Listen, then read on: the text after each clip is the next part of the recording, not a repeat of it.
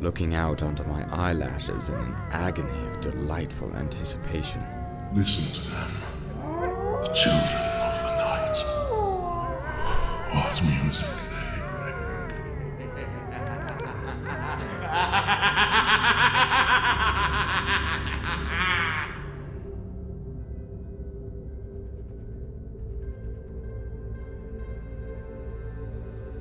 From the D&E Studios, welcome to the Dracula Podcast. I am your host, Lawrence Burgess, or LB for short. Thank you to my producer, Adam Stover, Rob, and Martha of Southgate Media, and most of all, you for listening. We aim to bring you thoughtful and stimulating media, reviewing the films, books, music, and plays that make Stoker's creations so beloved, the criticism to inform your purchasing decisions, interesting guests, and the needs of our communities. Drop us a line. Please send us your questions and comments on Facebook at The Dracula Podcast. There you can also find an application to play directly into your browser. Can't beat that. You can also find us at facebook.com/Dracula Audio. Dracula Audio, no spaces on Twitter. That's Dracula Audio, no spaces on Facebook and Twitter. Or email the Dracula inbox at audio.dracula@gmail.com. We will do our best to respond to queries by response or on our show. This podcast is also brought to you by the Foxborough in Charleston, West Virginia. Folks, they're the industry leader in scoring, multi-track audio recording, mixing, mastering, production, and graphic design. You can find them on Facebook. Go and give them a like.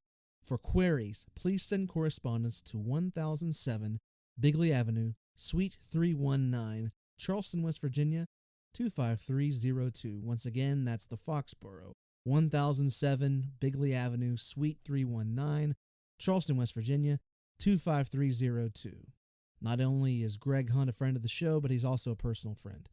There's no one that can do justice to your production than the Foxborough. They're the best, and we don't promote anything but the best on this podcast. Folks, welcome. My sincerest appreciation goes out to all of you for listening and joining in. There's been a bunch of buzz. We've gotten nothing but positive response, and we really appreciate it. We work hard for you. And we hope you took a chance to listen to our previous episodes. If not, check out the Southgate Media homepage at southgatemediagroup.com. That's southgatemediagroup.com. There you can find us all over the place at iTunes, Libsyn, Stitcher, and a whole mess of other places around the friendly interwebs. And guess what, folks?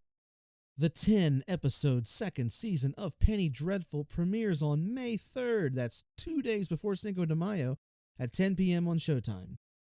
Cinco de Mayo is actually my mother's birthday, so if she's out listening, that's a shout out to her, and 2 days before, I will be enjoying the second season premiere of Penny Dreadful, and it's on Showtime.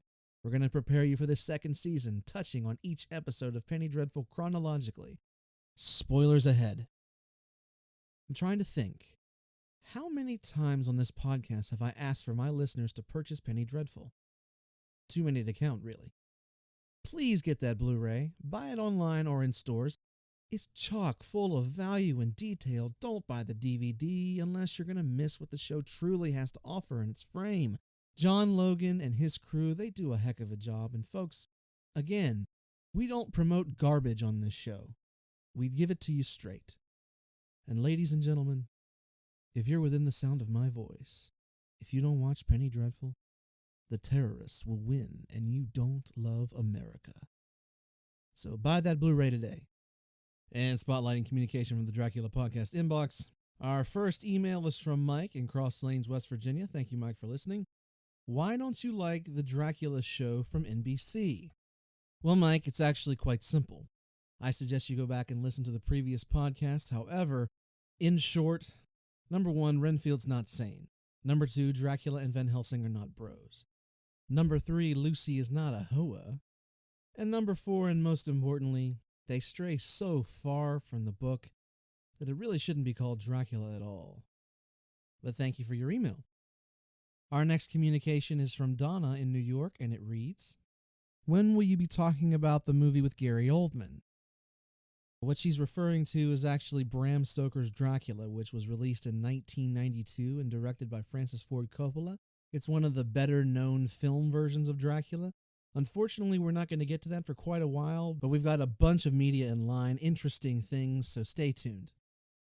All right, you ready over there? I'm ready. All right, it's news from around the globe. It's the Bram Stoker International Film Festival. It takes place October 22nd through 25th at Whitby, England, specifically Spa Pavilion. The website is www.bramstokerfilmfestival.com. 40 films, including Fields of the Nephilim, VNV Nation, Goth Minister, Joe Black, and much, much more. They have all the information. Please go check that out today. Our second piece of news is from the Victorian Vampire Society in the UK. It's the Dracula Festival, the 2nd and 3rd of May this year at Corvin's Castle in Romania. A film projection of Dracula, medieval theater, violin concert, archery and sword lessons, medieval fights and tournaments, a Dracula vampire ball, and special guest Dacre Stoker, a Romanian movie, Dracula Meet the King, and its film premiere. Again, it's the Dracula Festival, the 2nd and 3rd of May this year. And also a recent update, the tour actually includes 8-night accommodation in 3, 4, and 5-star hotels and 9-day Romanian tour full of classical Romanian attraction. So folks, if you like to travel, this is the place to go. As promised, folks, here it is. This is our subcast, the program entitled Casting Dread, The Penny Dreadful Show. The 3rd episode of Penny Dreadful is entitled Resurrection. It was written by John Logan and directed by Dearbla Walsh. And now it's time for a little story. We open to a young man in a field strolling across. He stops and looks down at the corpse of a beloved animal. As his mother comforts him, she suddenly spits up blood. As the days pass, he watches as she falls to disease. Then at her graveside, he finds the spark. He gathers books of anatomy and science and begins his study. Years later, Victor is stunned as he stands above the corpse of Proteus. The dark-haired, bright-eyed, scarred man approaches. Victor is silent as the creature speaks in beautiful language and with expressive eyes. He will tell his creator his story and how he bled. The creature was born from pain and in blood. After he was made, Victor fled and left the creature alone. Alone he was as he watched the cruelty of mankind. He found solace through books and learned the language of men, both spoken and physical. The creature informs Victor that he shall not allow him to run again. Victor asks how he could murder Proteus. The creature says that it was a mercy to abort a child before it can feel pain. At Sir Malcolm's home, Vanessa is seized by a vision. She hears the cries of animals. Then she sees a vision of Mina, Sir Malcolm's daughter. She is surrounded by the beasts who come out at night and begs for her to save her. As the vision fades, Vanessa cannot fight the remaining sadness. She then tells Sir Malcolm they need to talk. The creature continues his story, telling Victor he knew where to look and to what trade Victor would be engaged. The trade of the surgeon and the butcher. The creature came to London and experienced its cruelty and mindless hate. In an alley, a man approaches him and offers him a drink. His very first kindness. This man is Vincent Brand, who takes the creature to dinner. He tells the creature that there is one place where disfigurement is beauty, and that is the theater. He takes him to the Grand Guignol, where he offers him a job as the new stage rat. There the creature was to be found a skilled worker, but shunned by his fellow dramatics. His eyes linger on a beautiful girl who, night after night, gets her throat cut on the stage. The creature bids Victor to rise and walk with him. At the Mariner's Inn, Ethan and Brona are mounting each other. After Ethan realizes that Brona's sickness will require money he doesn't have, he goes to Sir Malcolm's home and asks for a job. Sir Malcolm agrees on his impeccable timing. He leaves as Vanessa explains to Ethan that they are hunting for Mina and that she is at times possessed by forces she does not fully understand. Ethan wants to know what happened to Mina. She was once a governess and married to Jonathan Harker, but then she became under the influence of another man, and now she is a slave to this creature. His name is unknown, but she lingers between life and the world of the unknown man. Vanessa asks if Ethan has ever been to London Zoo. On the streets, Victor wants to know what the creature wants. He wants to be loved, but Victor has no affection or love to give. They demonize each other, but the creature tells Victor that he wants a companion, an immortal mate. If Victor fails to follow through, the creature will strike down and kill all those Victor loves and holds dear. Sir Malcolm, Ethan, Simbeni, and Vanessa are at London Zoo, searching. They find nothing. As they prepare to leave, they are suddenly surrounded by a pack of wolves, dangerously approaching. Suddenly, Ethan steps forward, warning the others to be still. Another wolf approaches, and Ethan puts his hand out. The wolf smells him and moves on. Vanessa hears a noise. They move and see a pale man in a cage, feeding on animals. On the street, Simbeni calls to Victor as he is needed. In Sir Malcolm's basement, the young, pale man, Fenton, is locked up. He knows Vanessa's name. Sir Malcolm wants to know where Fenton's master is. Fenton tries to intimidate them with words as all light will end and the hidden ones will rise. Amunet and Amun-Ra. Vanessa wants to know if Fenton knows where Mina is. Fenton only knows the name Vanessa. Sir Malcolm presses him again to find out where Fenton's master is. He laughs. Malcolm beats him again, pressing where the master is until Ethan stops the violence. Upstairs, Ethan cannot stand the torturing of a kid. Sir Malcolm and Victor acknowledge that they are all brutal, but if they are to proceed, they must as one.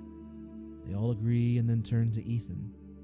Ethan states that he is with Vanessa, and she is with him.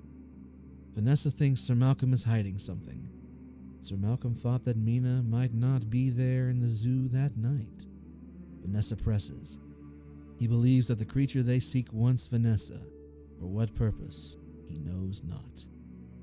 Ethan tells Vanessa why he wants the money, as he is in love with a hopeless case. At the door, Victor will prepare for a blood transfusion. He warns Sir Malcolm that they are now responsible for the creature in the basement, and every action is a link that binds. Sir Malcolm wants Victor to get some sleep, but Victor wonders aloud if he can survive the dreams. In the basement, Fenton looks up from the shadows and calls out, "Master." Again, we are left with more questions. How far will the creature go to make sure Victor fulfills his promise? And how lonely can a man born from pain truly be? What was that happened at London Zoo with Ethan and the rest? Is Vanessa being deceived by the visions of Mina? Is Victor finally learning the true nature of responsibility? And who and what is Fenton's master? These are all questions we will try to answer next time. And folks, that was our bit of storytelling. The episode was once again marvelous. Rory Kinnear as the creature was astounding. A wonderful addition to the cast. I think Simbeni doesn't have as big a role as he should have. He seems more important. I'm not sure whether they're saving that for later episodes, but I believe he can be used more efficiently. Other than that, it's wonderful. The storytelling is brutal, it's direct, and it's meaningful. And that, ladies and gentlemen, is our subcast, Casting Dread, the Penny Dreadful Show.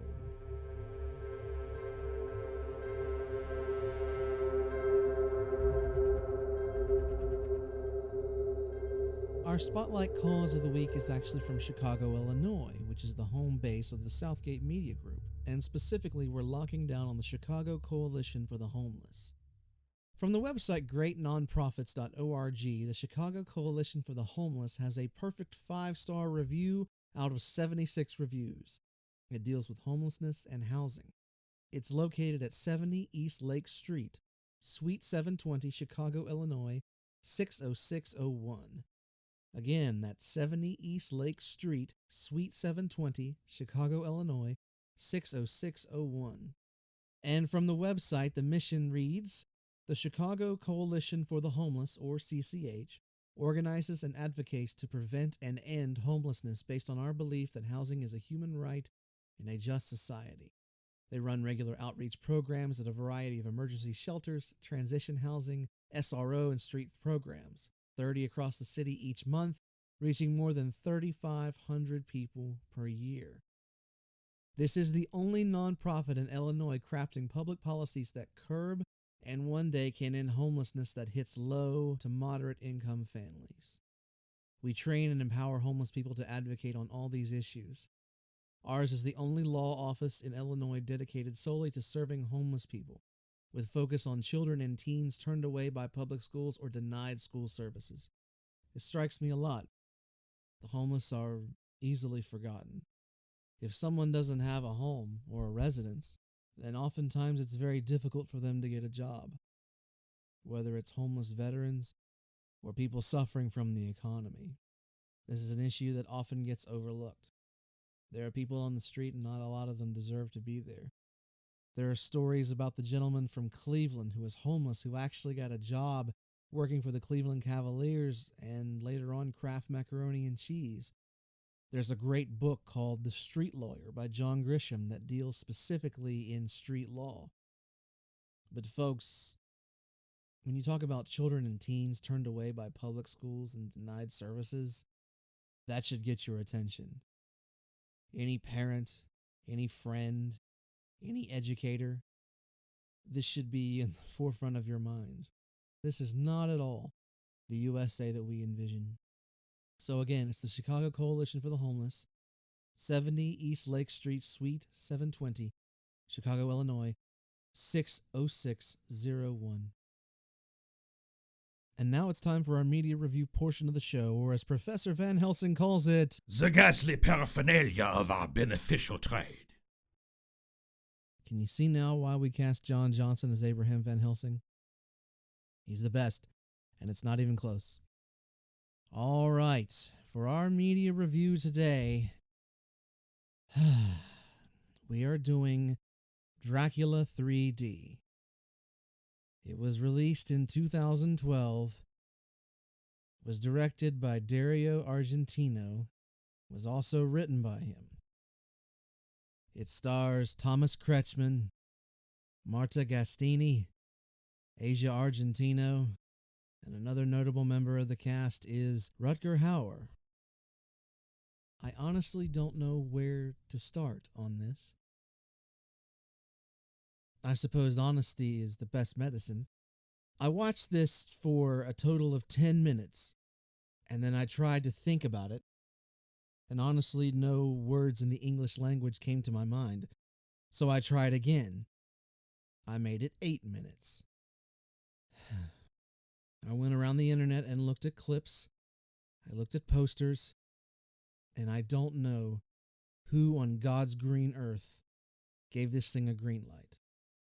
Whoever greenlit this production should stand on trial for crimes against humanity. That's how bad it is. I understand that the media landscape is chock full of bad film, but this takes the cake. This is an absolutely shameful production. It's even more shameful because Thomas Kretschmann has actually done good work. The Pianist is one of my favorite films. He is amazing in it. And if you haven't seen The Pianist, go see it. This thing, it's unwatchable. It's boring. The script is terrible. The directing is even worse. The 3D, these effects, they look like something that's been done by a child. And that's actually offensive to children to say that. It's awful. And on IMDb, this thing has a 3.6. And then I was curious why this thing got so high. And in the breakdowns, 203 votes gave this thing a 10 out of 10. And honestly, those 203 votes have to be from the cast or crew. They have to be. Because it's just awful. I don't know why you would, but you could possibly watch it on Netflix. But if you do so, I would probably have to question your sanity and your self-esteem. This is a film that's so unwatchable. This film is so bad that it makes B movies look like Oscar winners. I can't even call it a B movie. Are there C movies, D movies, G movies, Z movies? I can't. Because at least with B movies, there might be something interesting to look at. They had a show called Mystery Science Theater 3000 where they spoof bad movies. And this thing, I don't even know how they could get through this thing. I can't even recommend it as toilet paper. I can't recommend it for anything. But we've done justice to it, and that is Dracula 3D. How in the world I got through this review without passing out of boredom or running screaming from the room, I'll never know. Folks, that's all I have for today. Thank you so much to Rob and Martha of Southgate Media, to my producer Adam Stover, to Greg Hunt of the Foxborough, and most of all, you for listening. I hope you've had a pleasant experience so far in the Dracula podcast and also our subcast Casting Dread, the Penny Dreadful Show.